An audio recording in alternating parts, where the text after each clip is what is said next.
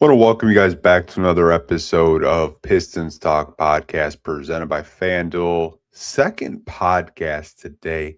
Can't say I've done two podcasts probably since the trading deadline week. Obviously, we had to do a podcast earlier today with the news of Cade Cunningham and his collapsed lung. If you guys haven't checked out that episode, definitely do. In tonight's episode, we're going to be breaking down the Detroit Pistons versus Washington Wizards as they played them the second time this week.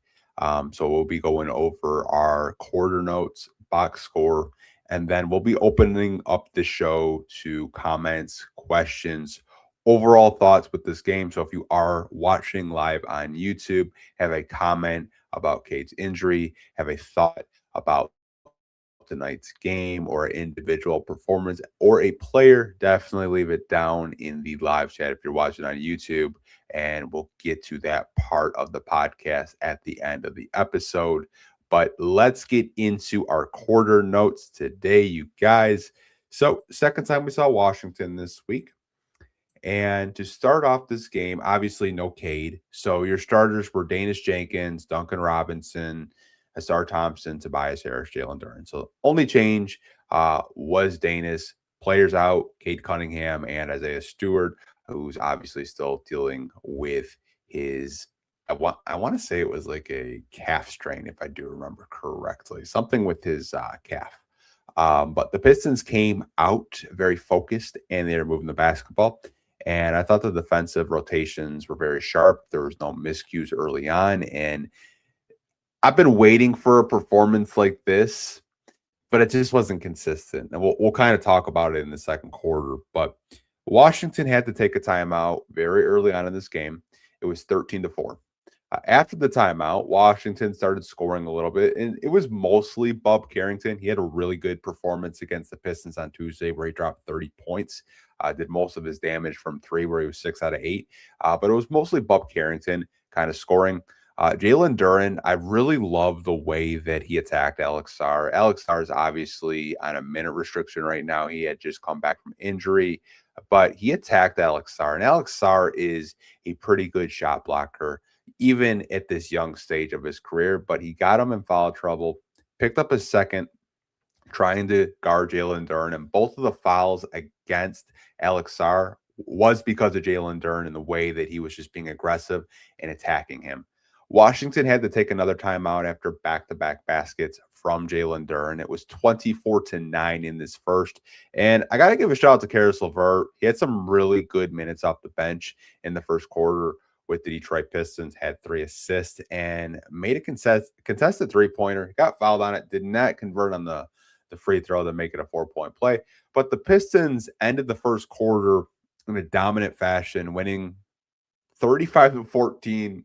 They won the quarter, and they were up big after 12 minutes of play. Now, the second quarter, in my opinion, completely different team than we saw in the first quarter. Washington made some baskets to cut into the Pistons' lead to start the second, and it was all Tristan Vucevic, who you guys are probably going to look up after this game because he was just going crazy. It's kind of wild that they don't play him more. Washington has some interesting pieces during the rebuild.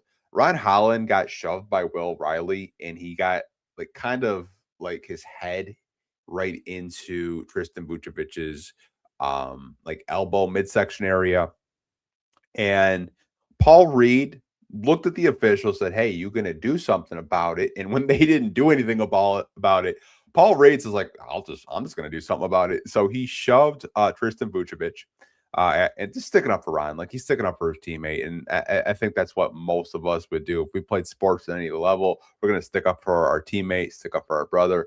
Paul Reed did get a flagrant 1 for non-sportsmanlike contact. Both Ron Holland and Tristan Vucevic got tech, so they kind of offset. Vucevic did get to shoot 1 free throw, and they got the ball back. But all the ball movement that we saw in the first quarter just wasn't there in the second quarter. The ball was really sticking. The transition defense was just so out of position from all of our missed shots. And a lot of the shots that we were generating out of the half court were just like contested jump shots that we probably could have done without. But the Pistons were still very fortunate to keep a lead, even though they were up as much as 25 points. They had to settle for a 8 point lead after 2 quarters of play. So it was 60-52. Coming out of halftime, the Pistons did a much better job getting into their sets. Duncan Robinson was able to score 2 consecutive 3-pointers very early on in the third. And the Pistons were able to just kind of get back to a little bit of that ball movement that they saw in the first. Not as crisp, but at least the ball wasn't sticking like it was in the second quarter. Pistons did have to take a timeout after Will Riley had a 3-point shot at the 6-minute mark. It was 75-66. And the one thing I want to say about Will Riley, I know we don't get to play Washington that many times a year. I've been really impressed with this kid. Like every time we play Washington, seems like he's crashing the glass, hitting threes. It's piqued my interest as a Piston fan. 6'10", can shoot the ball. I'm going to be keeping an eye on Will Riley. You never know down the line. Like, he's a really nice young player. Washington has a lot of young, intriguing players. Don't know how many players are going to keep during this rebuild, especially with, adding a Trae Young and an Anthony Davis at the trade deadline. It'll be interesting to see what the roster construction looks like this summer coming up. But Jalen Duren was able to kind of take a bulk of the scoring load in this third quarter and help the Pistons maintain a lead. And they were able to end the third with a 10-point lead, 88-87. Going into the fourth quarter, the bench unit just brought tons of energy with Kevin Huerter and Paul Reed, made some really great plays. JB Bickerstaff said post-game the reason why he did take out Jalen Duren was because he wanted to give Paul Reed more opportunity because he was just hot from the field, had a very good percentage. We'll kind of get into that with the box score in a little bit. Washington did have to take a timeout after the Pistons led 104-88. And the Pistons just kept their foot on the gas pedal the entire game. They did not let up. And that's what you have to do in the NBA. You can't downplay your competition. And I think that's something that we've seen recently of like the Pistons, like in the first quarter, extremely focused, thought this was going to be like a 30-40 point blowout. But your 25-point lead got dwindled down to 8 because you stopped moving the ball and you kind of let Washington get back into this game, and they were feeling themselves a little bit.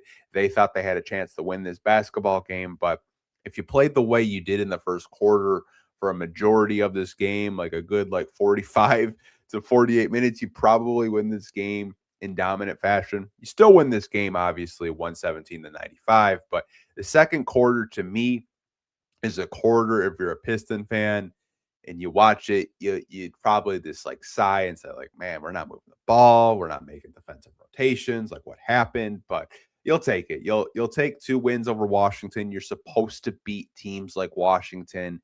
You're supposed to beat teams that are struggling in a rebuild and take advantage of a team that is still trying to figure out how to win basketball games. Now, a milestone for the Pistons, you guys. They win their 50th game of the season. Now, this is the first time in 16 years since the Detroit Pistons have won 50 games.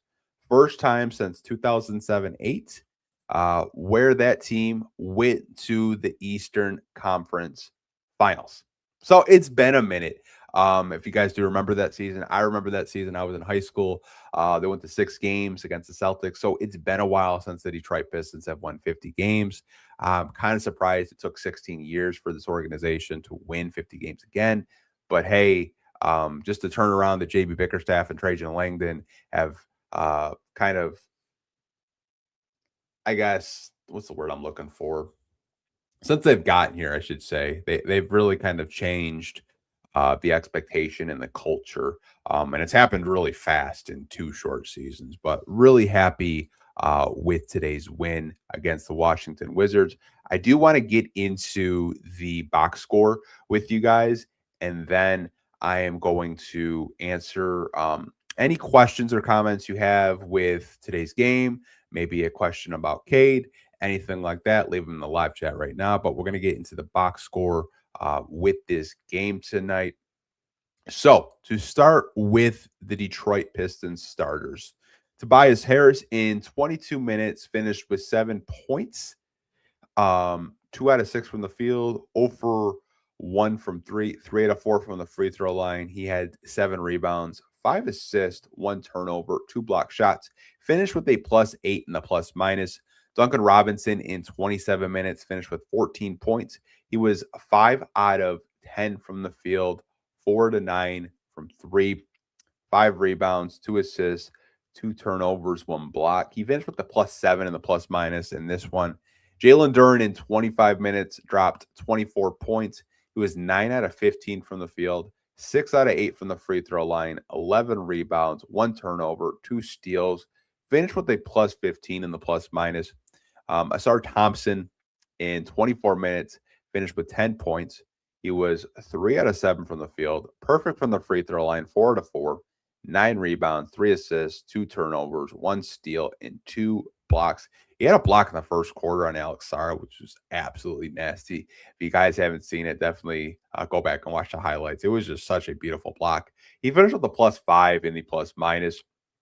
Danish Jenkins in 34 minutes, first start in a while, 9 points, had a really miserable shooting night, 3 out of 16 from the field, 2 out of 7 from three, 1 for 1 from the free throw line, had 2 rebounds, 5 assists, 0 turnovers. So you do like that he is taking care of the basketball, 1 block, but he led the team. I should say he led the starters in plus minus with a +18. Um, as we look at the bench, we got a lot of contributions from the bench. Let's start with Paul Reed, 21 minutes, 17 points, 7 out of 11 from the field, 3 out of 4 from three, 4 rebounds, 3 assists, 1 turnover, 2 blocks for Paul Reed. He finished with a +6 in the plus minus. Tolu Smith got some garbage time very late in this game, 3 minutes, but he did score 2 points. He was 1 out of 2 from the field, 2 rebounds, finished with a +1 in the plus minus. Ron Holland in 20 minutes, he scored 2 points. He was 1 out of 4 from the field. Has not attempted a three, it seems like, in a couple of games. Still cashed in on 5 rebounds, 1 assist, 1 turnover, but finished with a +15 in the plus minus. He was making a lot of great plays defensively. And you love that, and you expect that out of Rod Holland, kind of being that energy and that glue guy off the bench. Javonte Green only played 5 minutes off the bench for the Detroit Pistons tonight. Scored 2 points, 1 out of 2 from the field. He finished with a -12. He was the only Piston in the plus minus that actually finished with a negative rating. As we go to Karis LeVert, 20 minutes off the bench for the Pistons tonight, 14 points, 5 out of 8 from the field, 3 out of 5 from three, 1 for 3 from the free throw line, 5 rebounds, 6 assists, 2 turnovers, 1 steal. Finished with a +16, one of his better shooting nights in recent memory. So it's good when he is making shots. Kevin Huerter led the entire Detroit Pistons in plus minus tonight, +26. But in 23 minutes for Huerter, he had 14 points, 6 out of 10 from the field, 0 for 2 from three, perfect from the free throw line, 2 out of 2, 5 rebounds, 2 assists, 4 steals. I feel like he was just in the right place at the right time, really sneaky, like under the radar passing lanes type of defender. I feel like he got a couple of those, just being in the right place at the right time, playing those passing lanes. If his 3-point shot was a little bit more consistent, I mean, you're talking about a guy that could easily get you a good 12 to 15 points off the bench consistently.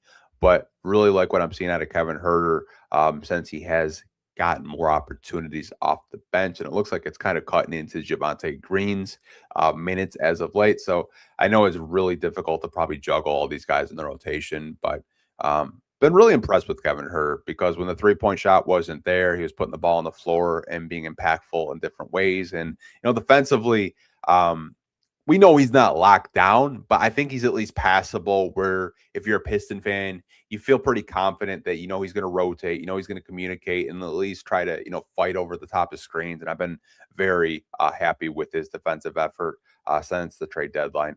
Marcus Sasser in 14 minutes only scored 2 points. He was 1 out of 5 from the field, 0 for 4 from 3, had 1 rebound, 5 assists, 0 turnovers.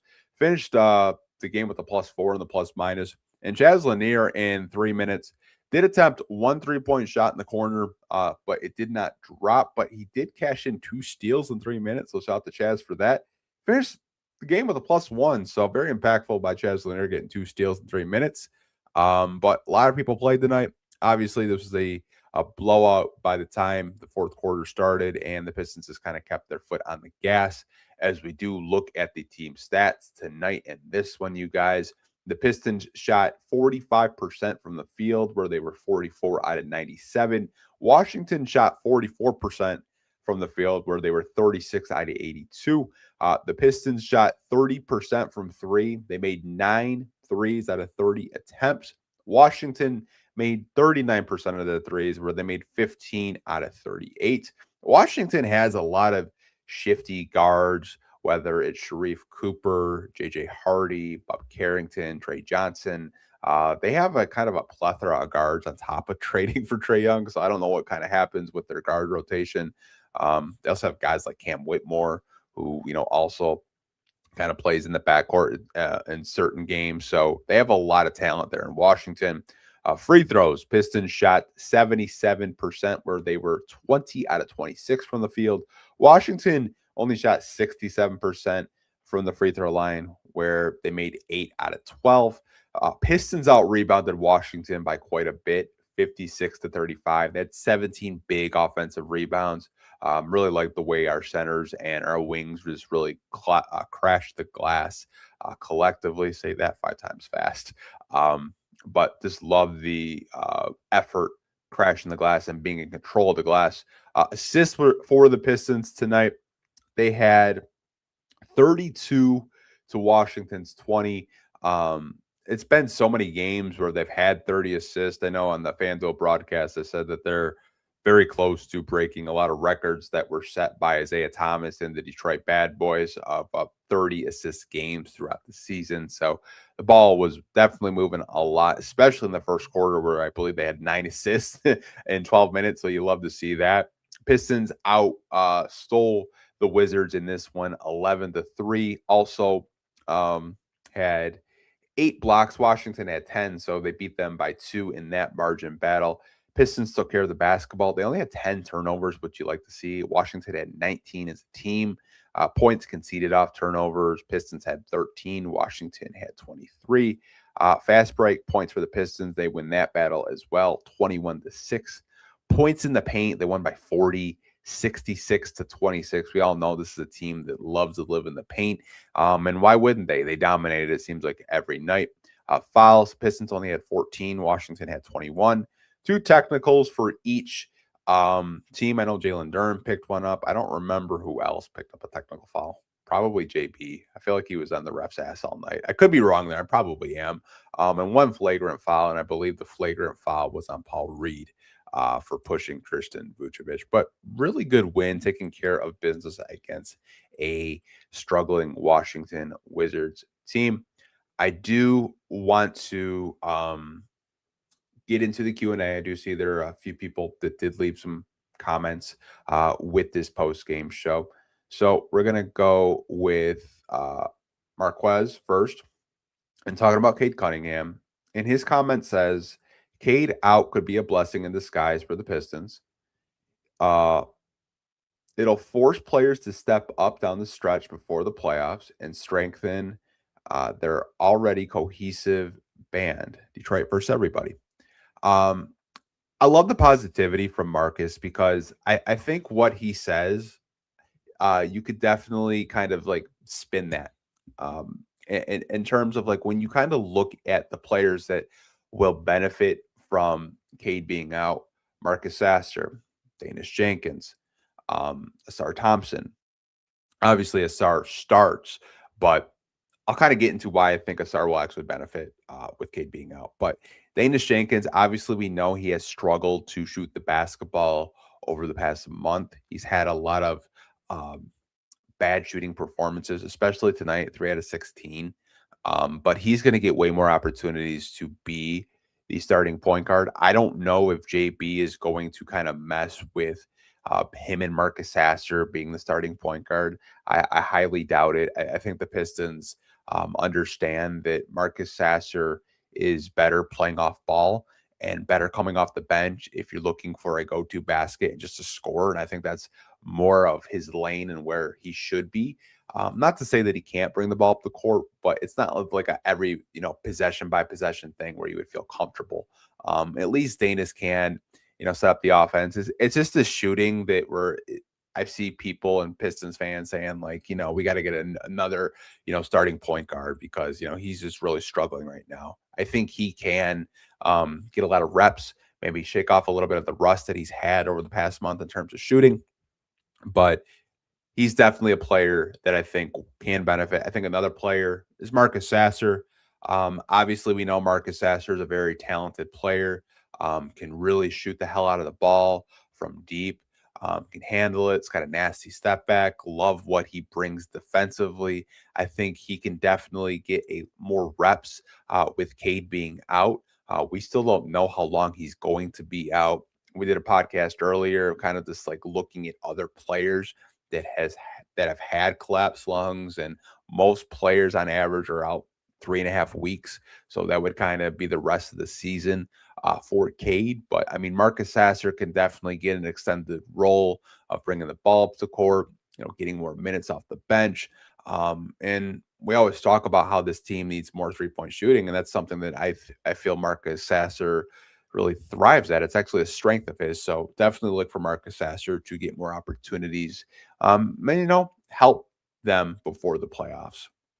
And I mentioned Asar Thompson, and I'm going to get into why I feel Asar is going to get more opportunities. When Cade was in the starting lineup, we all understand that, he has the ball in his hands like 90% of the time. And at times you saw Asar Thompson bring the ball up the court. I think this is going to be an opportunity for Asar Thompson to have more on-ball reps. And we know Asar is a very gifted athlete, a very gifted passer. And I think this will be an opportunity for Asar to kind of be that point forward, kind of take on more responsibility with the on-ball reps. And you saw it tonight in the starting lineup. Like it was Jalen Duren and Asar Thompson that were trying to initiate and set stuff up in the half court. And I think you're going to see more of that tomorrow against the Golden State Warriors because the Pistons are going to be on the second leg of a back-to-back. They're going to be flying home from Washington to Detroit to see the Steph Curry-less, Jimmy Butler-less Golden State Warriors. They still have Draymond Green and some other pieces that can give the Pistons problems if they don't take them seriously. But I do expect Asar Thompson to get way more opportunities. Obviously, he's still kind of coming back from an ankle injury. He's on a minute restriction. I'm sure that will get lifted pretty soon after, he probably gets reevaluated by the team doctors in terms of his ankle injury. But I do expect him to take on more on-ball reps for the Detroit Pistons. Also, Kevin Huerter as well. I think Kevin Huerter has shown the ability that he can put the ball on the floor. He can facilitate, I think, low-key. He has some of the better passes that I've seen out of kind of just like a shooting guard, a forward player on this team. Really like some of the reads he makes as well. So I think a lot of different players are going to be stepping up during this time Cade's out. And we saw earlier in the season when Cade was out a couple of games with injury, everyone stepped up on any given night. Some nights it was Tobias Harris, other nights it was Jalen Duren, Asar Thompson, Danis Jenkins. So I'm not really as worried as like a lot of national pundits are kind of like panicking and saying, oh, Pistons might, fall out of the first seed. Boston might take it. The Knicks might take it. Cleveland might take it. Like we got 13 games left. I think the Pistons, even if they played 500 basketball, they probably still hold on to that number one seed, in my personal opinion. Aaron has a comment about Kevin Huerter. I didn't know Kevin is a defender like that. I didn't either at first. I remember doing a podcast with one of my coworkers at Believe in Bulls, out to Mario. And that's something he told me as well. Like the one part of his game that he appreciated, it was kind of under the radar, was just kind of the defender that he was. Like it doesn't really get talked about enough of like how he's at least passable. He's not a traffic cone out there. He can move his feet. He can rotate, play the passing lanes, um, can, contest, try to block shots.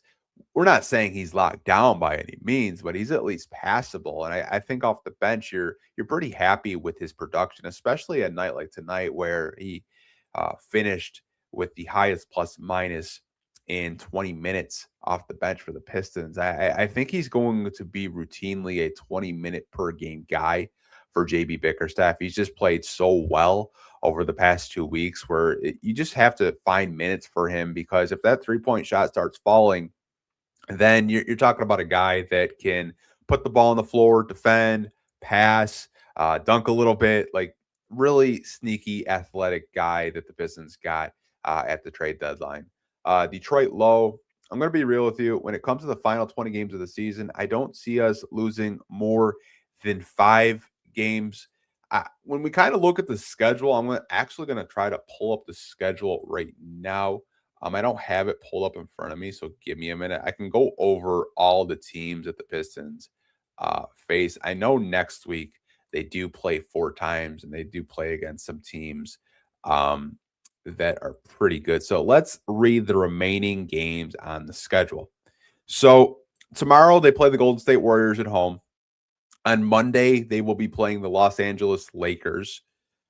Wednesday, they'll be playing the red hot Atlanta Hawks on an ESPN game.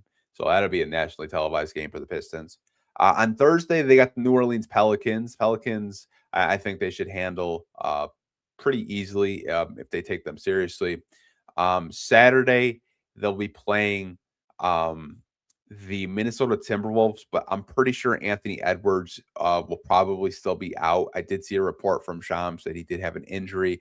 That will be another nationally televised game. ABC actually picked that game up and dropped someone else. But Cade and Ant are going to both be out of that game. I doubt ABC can flex another game. But you won't have Ant or Cade on the 28th of March. On the 30th, the following Monday, you got at OKC on Peacock or NBC. So there's Peacock or NBC. So 2 nationally televised networks will be picking it up. Then you got a back-to-back in Toronto, in Detroit on the 31st of March. And then in April, you have Minnesota again, Philly, Orlando, Milwaukee, Charlotte, and Indiana. A lot of these games, like I honestly feel they could probably be in every single game except for the OKC game. OKC, when healthy, is just a gauntlet of a team to deal with.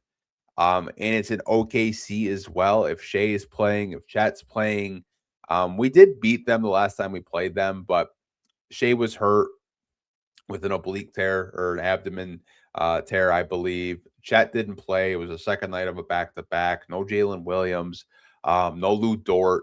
They had a lot of guys out. But that March 30th game on Monday is going to be a very hard game. But like I feel like they can be in games with Toronto if they're locked in and they're playing like they did in the first quarter tonight against Washington.